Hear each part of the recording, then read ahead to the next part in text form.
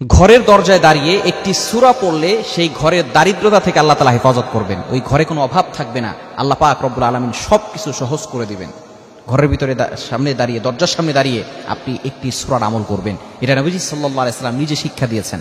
একজন সাহাবী নবীজি সাল্লাল্লাহু আলাইহি ওয়াসাল্লামের কাছে গিয়েছিলেন, গিয়ে বলেছেন, ইয়া রাসূলুল্লাহ, ইয়া হাবিবাল্লাহ, আমার ঘর থেকে অভাব দূর হচ্ছে না, মাথায় ঋণের বোঝা, আমি একমাত্র পেরেশানিত অবস্থায় আছি, কিভাবে ঋণের বোঝা দূর করব, কিভাবে ঘর থেকে অভাব দূর করব, টাকা পয়সা ইনকাম করি, কিছুই হাতে থাকে না এবং আমার মাথা থেকে টেনশন যায় না। নবীজি সাল্লাল্লাহু আলাইহি ওয়াসাল্লাম বললেন, তুমি তোমার ঘরের সামনে দাঁড়িয়ে এক নম্বরে যে কাজটা করবে সেটা হচ্ছে সালাম দিবে। আমরা অনেকেই আছি ঘরে ঢোকার সময় সালাম দেই না, আছে না নাই? খবরদার, ঘরে ঢোকার আগে আপনি সালাম দিবেন। অনেক স্বামী মনে করে স্ত্রীকে সালাম দিব, এটা লজ্জার বিষয়। স্ত্রীকে সালাম দেওয়া লজ্জার বিষয় নয়। ঘরে কেউ থাকুক আর না থাকুক, আপনি ঘরে ঢোকার সাথে সাথে সালাম দিবেন।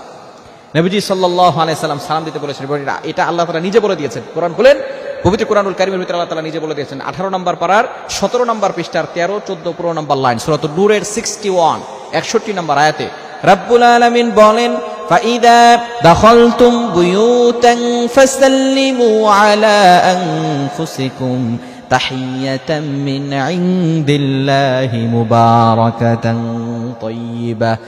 এক নাম্বার, অবশ্যই আমাদেরকে স্মরণ রাখতে হবে, নবীজি সাল্লাল্লাহু আলাইহি সাল্লামের মাধ্যমে আল্লাহ তাআলা কোরআনে আয়াত নাযিল করে জানিয়ে দিয়েছেন, যদি তোমরা ঘরে ঢোকার সময় সালাম দাও, ফাসাল্লিমু আলা আনফুসিকুম, অবশ্যই তাহিয়াতাম মিন ইনদিল্লাহি মুবারাকাতান তাইয়্যিবা, আল্লাহ পাক রব্বুল আলামিন তোমাদের ঘরের ভিতরে বৃষ্টির মতো রহমত নাজিল করবেন, বরকত নাজিল করে দিবে। বলেন সুবহানাল্লাহ।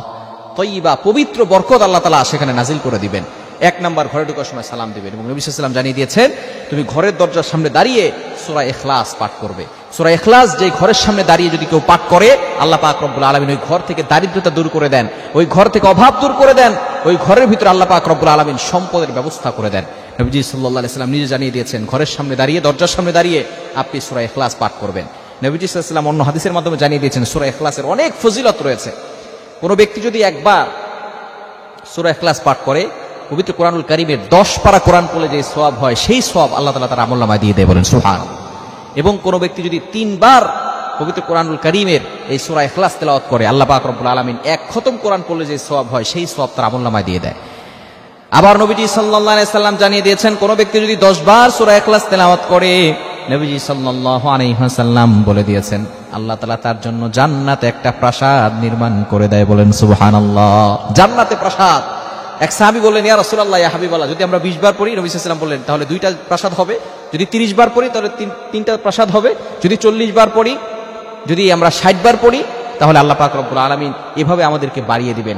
অবশ্যই আল্লাহ পাক রব্বুল আলামিন তার ভান্ডারে কিন্তু কম নাই। এজন্য আমরা যত বেশি পারি সূরা ইখলাসের আমল করব এবং ঘরের দরজায় দাঁড়িয়ে সূরা ইখলাস পড়লে এবং প্রথমে সালাম দিব, এরপরে সূরা ইখলাস পড়ব, আল্লাহ পাক রব্বুল আলামিন ওই ঘরের ভিতর থেকে দারিদ্রতা দূর করে দিবেন, অভাব দূর করে দিবেন, বিপদ আপদ থেকে হেফাজত করবেন, সম্পদের ব্যবস্থা করে দিবেন। আল্লাহ তাআলা আমাদের সকলকে এই আমলটি করার তৌফিক দান করে।